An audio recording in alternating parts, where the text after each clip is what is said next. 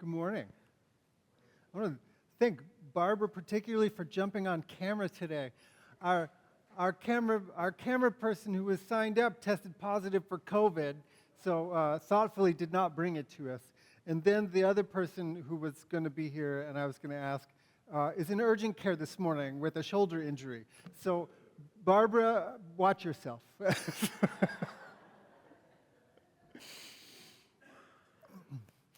Our first reading this morning is, it's a brief poem by the poet D.A. Powell.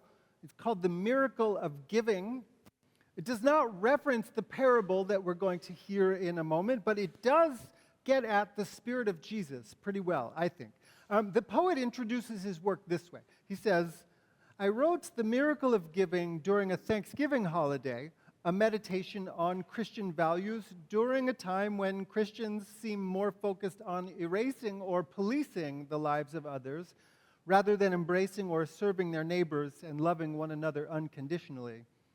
My inspiration for the poem was Reverend Cecil Williams, pastor of Glide Memorial Church, which provides meals, education, outreach, and healing in the Tenderloin neighborhood of San Francisco.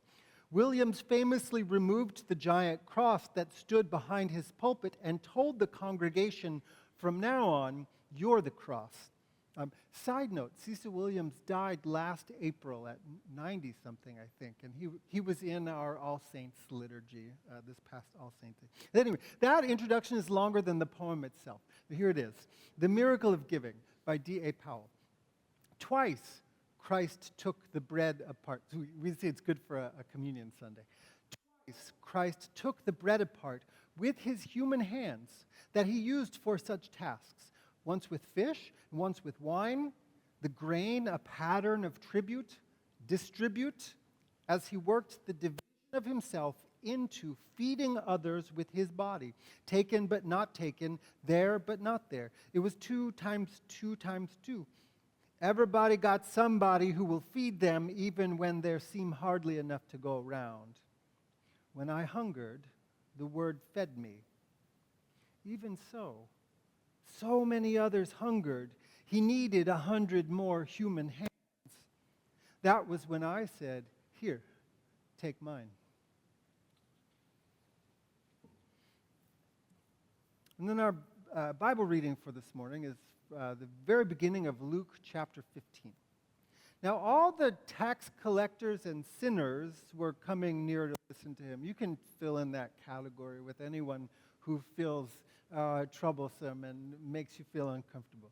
All the tax collectors and sinners were coming near to listen to him. The Pharisees and the religious scholars were grumbling and saying, this fellow welcomes sinners and eats with them. So he told them this parable. Which one of you, having 100 sheep and losing one of them, does not leave the 99 there in the wilderness and go after the one that's lost until he finds it? And when he has found it, he lays it on his shoulders and rejoices. And when he comes home, he calls together his friends and neighbors and saying to them, rejoice with me, for I found my sheep that was lost. Just so I tell you, there will be more joy in heaven over one sinner who repents than over 99 righteous persons who don't need repentance. That's the Bible reading. Jill Wolfe was diagnosed with cancer in 2022. She lived in Bellingham, Washington, so I doubt that anyone here knew her. I heard this story a month or so ago. It's, we'll say, one of the many valuable things I've gained from NPR. Her husband, David Jefferson, tells of how she was an incredibly private and independent person. And so she faced into her diagnosis and her treatment, but she resisted having visitors. I understand that. I am an introvert. I can imagine how the thought of visitors might feel like having a tiring responsibility put on you instead of a gift, like having to think about how do I provide hospitality while I'm trying to make sense of my own mortality. I can also recognize the tendency to resist help, and that sense that, if I let other people help me, I'm putting some unconscionable burden on them. desire, so to speak, to wander off far from the flock, maybe. Jill Wolfe had a friend who saw things differently. Nicole Kyle had worked with her for years. And after the diagnosis, she started texting David Jefferson, the husband, to see if she could come over and visit. He'd always check in with Jill, and she would say, no, not now. So he would text back and say, sorry, maybe next time. But she didn't give up. She would try again the next day. Eventually, Jefferson started telling her, just come over anyway, and you can visit with me, because he needed some support. And invariably, what would happen is that Jill Wolfe in her room would hear the two of them quietly talking out in the living room and would call out so that Nicole would come in and visit with her as well. And inevitably, her spirits were lifted afterwards. The visits didn't cure her. Neither did the experimental medicine that doctors hoped would make some progress. The cancer metastasized to her spine. She wanted to try for a little more time, so she agreed to chemotherapy. But 3 days after her first treatment, she was admitted to the hospital. They sent her home a few days later. She was too weak to stand, confined to a wheelchair. It was clear that she wasn't going to get better. That day that David Jefferson went to pick her up from the hospital, Nicole Kyle went with him. It was winter in Bellingham, Washington, and when the three of them got back to the home, the pipes had all frozen. So Nicole Kyle stayed and helped thaw out the pipes. And then she helped to give her friend a shower and put her into bed. And then she left. In a few hours, she came back, knocking on the door with a bag. And she said, just show me which room you want me to sleep in, and I'll stay here until the end. Which is exactly what she did. She cooked, she cleaned, she did the laundry, she helped her friend with toileting and bathing. Every act a gift of companionship for a friend, going with her as far as any human being can go with another human being. Every act a gift of companion and care and relief for a grieving husband. David Jefferson says, Nicole was an angel in a time of need, and I will forever be in her debt. This situation called for a hero, and Nicole Kyle is my hero for life. Have you ever found yourself trying to drive through rush hour traffic on Kelly Drive while you're weeping? I don't recommend it, unless you're doing it. In Luke's gospel, this little parable of the sheep that had wandered off from a large flock and a shepherd who has gone off in search of it is the opening sequence, or the opening story, in a cycle of 3 tales of loss and recovery. After that jubilant shepherd hoists the sheep on his shoulders, goes home and throws a party, Jesus tells a story of a woman who's lost one of her 10 silver coins, which scholars say was about a day's wages for a laborer. After she turns her house upside down and inside out and finds it under a couch cushion or something like that, she calls her neighbors and friends and throws a party. The third story is the longest one. It starts out by introducing a man who had 2 sons. One of them was very responsible. The other one was itching to leave home and blow a wad of cash, preferably his dad's. Hi, Dad. We know that one well, the one about a prodigal son. It also ends with a party. Luke is very intent on parties in this sequence of stories. But we're going to stick with the sheep today. The other 2 stories are only in Luke. Matthew also includes this one about the sheep. Matthew and Luke each give it a little bit of a different emphasis. Luke wraps it up with a moral about sinners repenting and how much joy there is in heaven when that happens. Matthew puts it in the context of caring for members of the community, particularly those who have lower social status and are more valuable. Everyone counts, he says. The thing about parables is that they invite our projection into the story. especially when they're compact like this and they're not overfilled with details. You can imagine your way in from multiple angles. Like, how did that sheep get so far away in the first place? Was it just following a trail of tasty greenery that none of its companions had noticed yet? Then it looked up and realized it's all on its own. Did it hear its friends bleating in the distance as it got further and further away? Or was there some malign actor who lured it off? Was there a moment when it picked its head up again, looked around, and realized that the familiar sounds and scents were all gone? Did it feel a little stab of panic? I don't really know anything about the inner lives of sheep.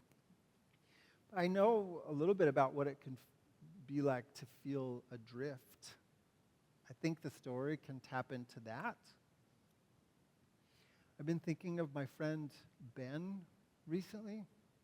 He's one of the best storytellers that I know, always finding compelling details and angles, almost all of them arising from his willingness to go out, take risks, and go on adventures that most people wouldn't. I thought of saying most normal people, and I think he would have approved that. It's been almost 8 years since he died by suicide. It's hard to believe that it's been that long. For years, we would get together for breakfast on Saturday mornings. That ebbed and flowed a little. Sometimes it would be every week. Sometimes it was less often than that. And then it stopped altogether. Ben told me that he needed a break. He had, for a long time, some underlying depression. He also worked as a lawyer in the field of child welfare, where he saw horrifying instances of abuse. And he carried the pain of wanting to help families reunite in a system that is under-resourced and not really geared towards helping that kind of reunification. I think he didn't have enough places that he was willing to let some of that out. He told me that he would reach out again when he was ready to start getting breakfast once more, and he promised to reach out if he needed help. But then he was too far down the path, and he didn't hear anyone calling him back. I've been thinking of him a lot with sadness, also with gratitude. I'm also thinking in terms of these lost sheep. I'm thinking of course, other people, because the parable wants us to recognize the sheep as people, ultimately. I'm thinking about those people who have been taken away, stolen, we can even say, like Mahmoud Khalil, whisked away to Louisiana from his home in New York, leaving his 8 months pregnant wife to worry and wonder what's going to happen to him as she brings their infant into the world. Rumeysa Ozturk, a Tufts PhD student who was on her way to an interfaith center to break her Ramadan fast when she was abducted off the street by masked federal agents, and also whisked away to Louisiana, from where the government aims to deport her for the heinous act of writing an op-ed for her school newspaper.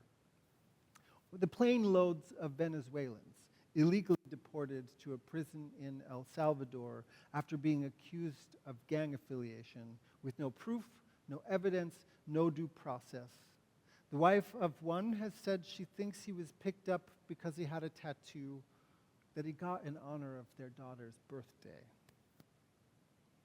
And I'm thinking of those folks who have devoted their lives or wanted to devote their lives to the service of making government function, and who are now wandering, dazed, as they get publicly accused of cheating the public by people who mostly see the public as a site for their own grift and theft.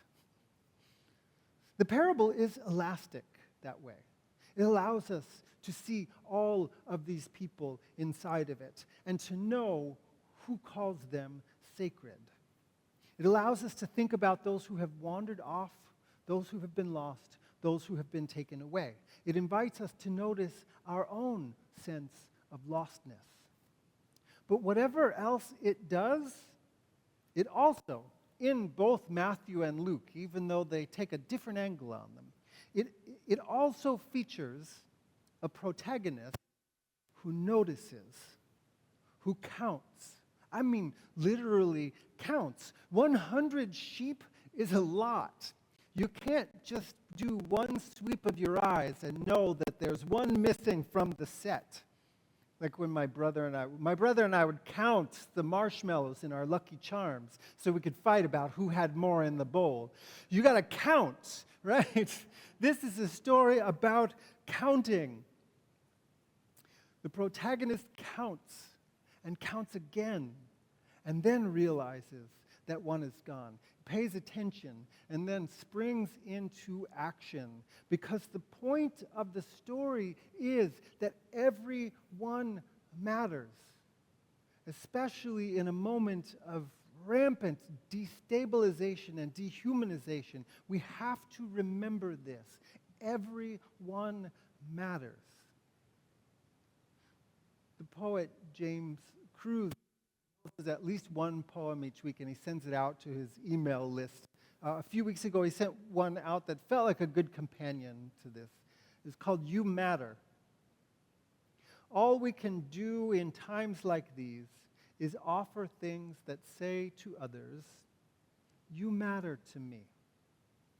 The mason jar of chicken soup given to a sick neighbor, or the clay mug shaped by the hands of a friend with a dog and a goldfinch painted on the side, how it arrived in the mail unbroken.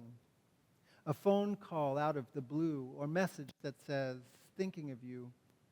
Let's wrap each other in gestures so true, no one ever doubts how much they belong.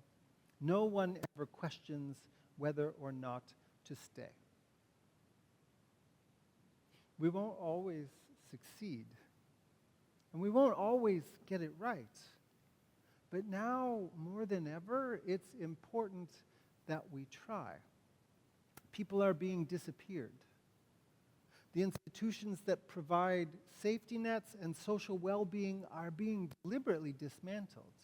Now, more than ever, the call of the Spirit to the people of God is to do everything we can to make sure that those who are vulnerable are cared for. And that insistence and that ability arises from the reminder that you too are valuable, and that you matter. You matter. You matter. You matter. That is God's good news. Amen.